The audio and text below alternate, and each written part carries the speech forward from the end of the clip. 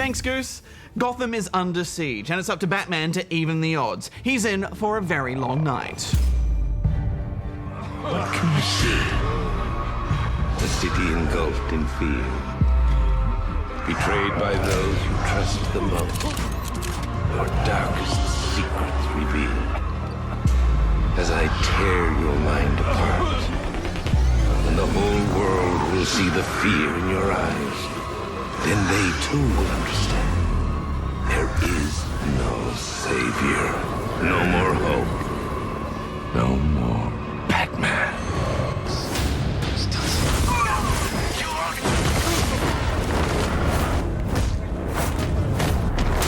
You will bring death to all who follow you.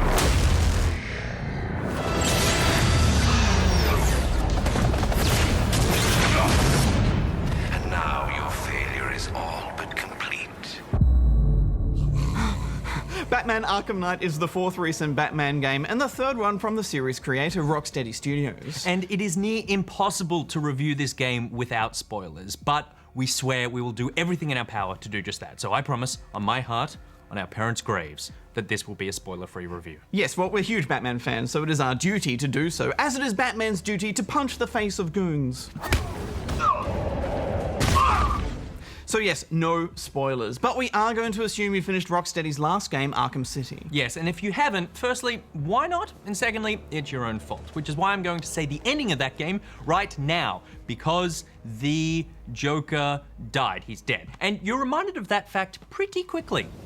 But villains are plentiful in Gotham. Scarecrow is up to his old tricks, preparing something called the Cloudburst with a highly concentrated fear toxin. Gotham, this is your only warning. He plans to infect the entire city, which is quickly evacuated. Except for dumb goons, of course, who just hoon around the streets, getting in Batman's way. This chaos also opens the door for other major Batman villains to pop into town and start causing trouble. The other major player is a mysterious villain known as the Arkham Knight. He has a sizable military force of drones and soldiers, which pose new tactical problems for Batman and for you to explore. The identity of the Arkham Knight is unknown. The only thing you do know is that he's got a connection to Batman and likes a bit of Bat cosplay. He's a bit of a Bat fan, but the mystery of who the Arkham Knight is a huge hook into your spine, and it pulls you right into the game and drives you to the very end. Yes, but the main reason why this game is so different to the others is that it's not just another Batman beats up the bad guy game. It really is an emotional, introspective journey for Bats, delving deep into what he represents to the world around him. Thank you. And what consequences his past actions have had on those he cares about. It's wrong. We have to make sacrifices, Alfred. Consider those sacrifices wisely, sir. And along the way, Bats is going to have to confront some personal demons, but it's the way they tell the story, Barjo. It's magnificent, and we can't tell you about it. Yeah, it's truly remarkable. And how the mechanics are just woven into the storytelling, it's always unique, always affecting, and it constantly surprises you. And it never loses momentum. That's the biggest thing for me. It starts here and it just goes up and up and up until you're in this heightened state of Batman lore subject matter euphoria. I don't think I've played a game that has told a story like this. And I don't think a story like this can be told in other mediums. It takes games to get this right. And there's such respect for the characters and the lore as there were in the previous games. But even more now, you get a sense of this universe and its rogues gallery of villains. You're always in the moment with Batman, feeling like Batman, walking like Batman. I soaked up every cutscene, and they didn't even feel like cutscenes. It was just like I was Batman just being Batman, and the performances are stellar. Yeah, especially Poison Ivy, Jim Gordon, and Scarecrow, who each steal the show at certain points in the game. Do you really think you've won? Fear makes you predictable. Arkham Knight also shows us just how tough Batman can be. I guess Scarecrow gave you the slip. You... He is the epitome of one who does not muck about. Even the way he opens panels is serious business. Ugh, just use the handle. Yeah. Go to hell. You're launched into the game world within minutes. perched upon a rooftop, looking over the city, which is your city. You own it, and it needs to be cleansed. And the map is huge. It's a true realization of Gotham, with no walls stopping bats, no barriers, no boundaries, no out-of-mission zones. You just need to glide in and take the city back. Yes, and this time to help, you've got this guy. Oh, the Batmobile. It's the biggest change to the series, and it kind of turns the game into a co-op game. It's like Batman and his car taking on the bads. Suspect vehicles in Gotham North. That takes care of the vehicle. I need to interrogate the driver and find out what he knows. And wherever I was, I knew the Batmobile was always somewhere close. It's like a bat safety blanket. Plus, it's got those 2 creepy compartments in its butt for carrying passengers. So weird. Just get in. You're not looking at where you're going, it would be terrifying. You get so sick in there, it'd be vomit everywhere. Especially with my driving. The car design is reminiscent of the Nolan movie's Tumbler. But it's not just a big, tough car. It's also got a powerful winch for puzzle solving and ramp creating. And it's also a tank. Nick, it always irks me when Batman has a weapon which is like a gun in any way, whether it's on a car or not. And I don't know, it is addressed in the game a little bit. Maybe I'm just being too sensitive. Yeah, I guess technically he never kills anyone with his enormous killer gun. Guys, I almost hit Batman. It's always suppression rounds for people and tank shells for the Knight's forces, who conveniently are robotic drones. At first, Bajo, I thought, robot tanks? This kind of seems like a lame solution to the Batman doesn't kill anyone idea, but it actually worked kind of well. I was impressed. I did struggle a bit with the driving though, and I did find some of those Riddler challenge races a little bit tedious. Did you really believe that a challenge designed by me, the Riddler, would be quite so easy? I didn't mind the Riddler stuff, but I totally agree about the driving. I found that once I stopped driving it like it was a car and started driving it like it was Miley Cyrus's Wrecking Ball, then that really helped. Taking fire. In battle mode though, maneuvering is intuitive and fighting as a tank works well. And that's strafe. Yeah, once you realize though that walls aren't really a problem for the Batmobile, it's suddenly a lot more fun just crashing through the city with reckless abandon. Batman is the worst thing that happened to Gotham. Yeah.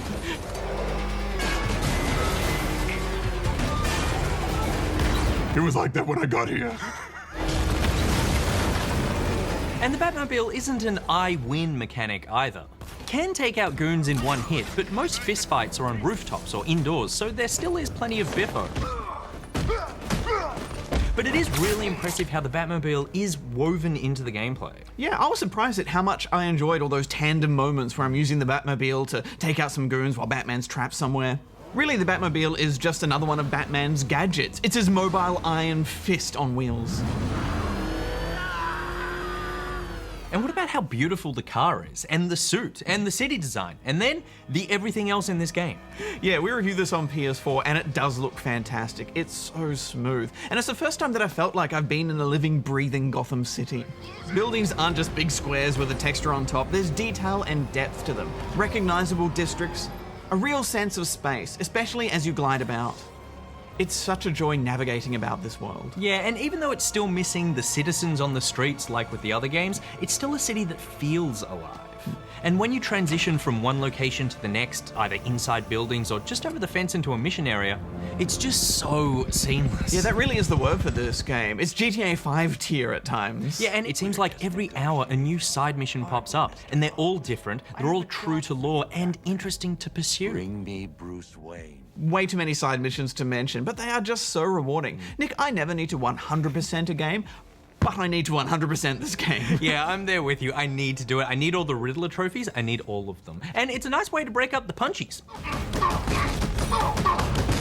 And Batman has some new tricks, but so do the enemies. And the hallmark of the series, the counter-based combat, is back, and it's perfect.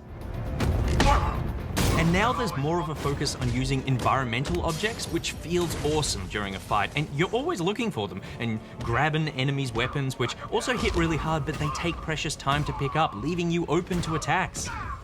And if you've racked up a silent takedown, then you can do the new multi-fear takedown, which is delicious. Because you two aren't paying attention.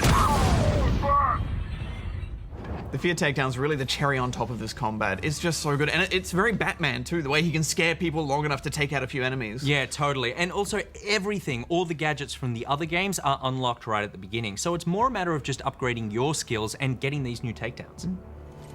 You do get to do a bit of new hacking though, with flying drones and voice synthesizer technology, which mixes things up a bit. Open the gate! I don't get it. What's there to get? Just get the gate open. Okay. But it is more the change in enemies that keeps these fights interesting. Back to it here.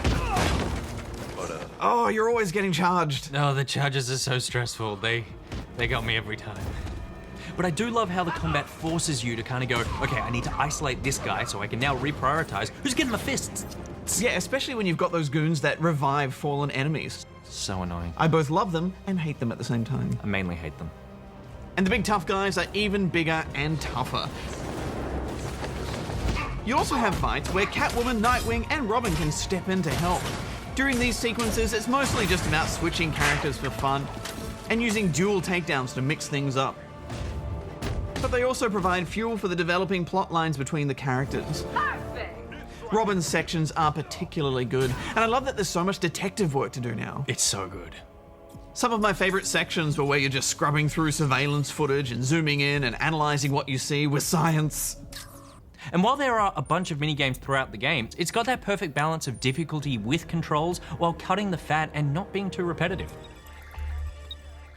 Yeah, the devs don't patronize the players. Yeah, and it's not just the Riddler stuff, it's all the puzzles in the game. They're nice and tough. It means you have to work for it, and the gameplay is better for it. I can't take it anymore, Bajo. We need to talk about, in specific detail, the unique storytelling elements that make this game so good. No, Nick, we mustn't! But it is the whole point as to why this game is great. I will not go on until I speak about it on national television. You're gonna sit here and break a promise you just made to our viewers. Fine. Okay, well, how about this? We mute all this in post so that they don't know what we're saying, but we get it out of our system. Sounds like a good compromise. Yeah. Except for the lip readers who are gonna be able to work it out. You can't please everyone. All right, mute on.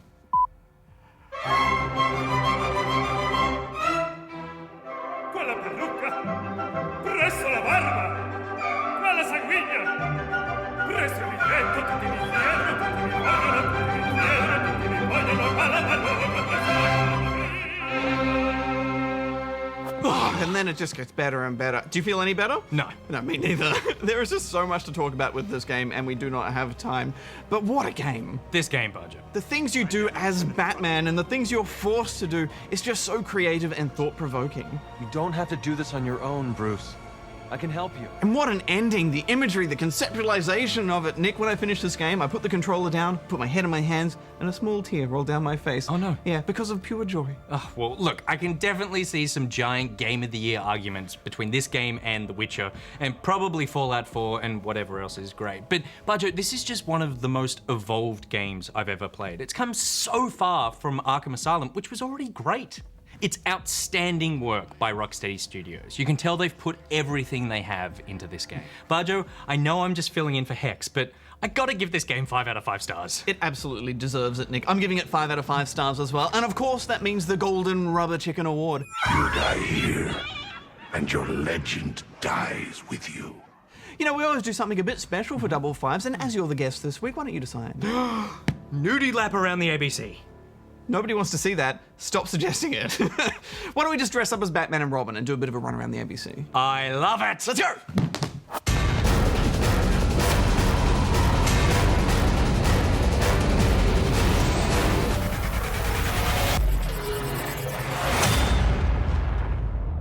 I'm Batman! No! Oh, come on. We talked about this. Yes, we did, and I'm Batman! That's not how Batman remembers it. Are those my underpants? Okay, look, let's not fight. Okay, yes, let's just be awesome. Yes. Yes.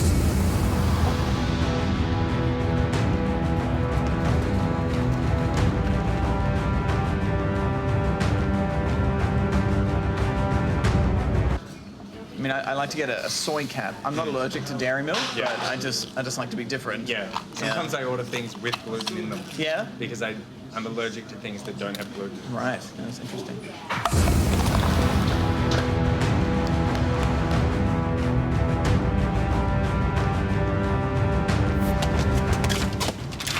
Hold on. Oh, it's a bit cold. Oh, let's go back inside. Yes. Did you bring your pass? Oh, no.